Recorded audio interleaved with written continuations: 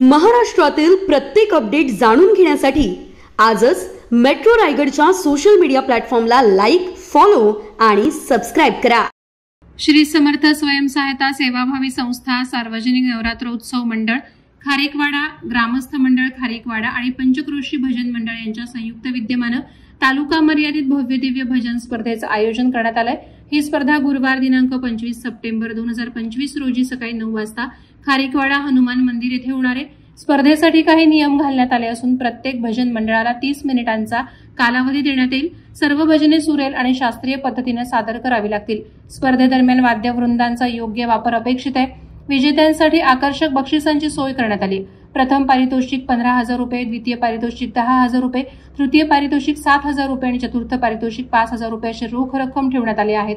याशिवाय उत्कृष्ट पखवाज वादक, तबला वादक, हार्मोनियम वादक, झांज वादक तसंच उत्कृष्ट गायक यांनाही सन्मान चिन्ह देण्यात येणार आहे। या स्पर्धेचे परीक्षक म्हणून विलासबुवा पाटील, परशुरामबुवा पांचाळ, चंद्रकांतबुवा कदम, वामनबुवा खोपेकर आणि चिंतामणीबुवा पांचाळ यांची निवड करण्यात आली। कार्यक्रमाचे प्रमुख आयोजक ॲडव्होकेट मनस्वी मोहिते, अध्यक्षा समर्थ महिला फाउंडेशन आणि ॲडव्होकेट महेश मोहिते सरचिटणीस भाजपा दक्षिण रायगड असून हा उपक्रम पारंपरिक भजन संस्कृतीला चालना देणारा ठरणार आहे।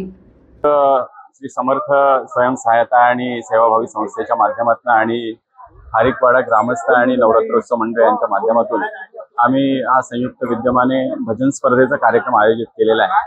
खरं तर या मुरुड तालुक्यामध्ये भजन गाणारी अत्यंत दिग्गज मंडळी आहे आणि त्यांना कुठेतरी एक चांगलं व्यासपीठ मिळालं पाहिजे आणि या कलागुणांचा कडून आदर्श घेऊन पुढची पिढी सुद्धा निर्माण झाली पाहिजे।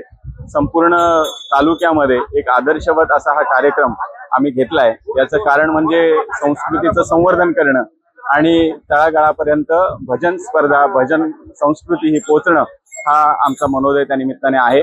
आज या स्पर्धेमध्ये 25 पेक्षा जास्त मंडळांनी सहभाग घेतलाय आणि प्रत्येक मंडळाला साधारण 25 मिनिटाचा वेळ आहे, म्हणजे साधारण एक 15 तास ही स्पर्धा चालणार आहे आणि सगळेजण इच्छुक आहेत, उत्सुक आहेत की ही स्पर्धा कशी होते, दर्जेदार कशी होते आणि त्याच्यामुळे मला विश्वास आहे की या स्पर्धेच्या माध्यमातून भविष्य काळामध्ये खूप चांगले गाणारे भजन गायक निर्माण होतील, वादक निर्माण होतील आणि संस्कृतीचं संवर्धन करणारी अनेक मंडळी त्या ठिकाणी पुढे येतील असा मला विश्वास आहे। Subscribe now and press the bell icon. Never miss an update.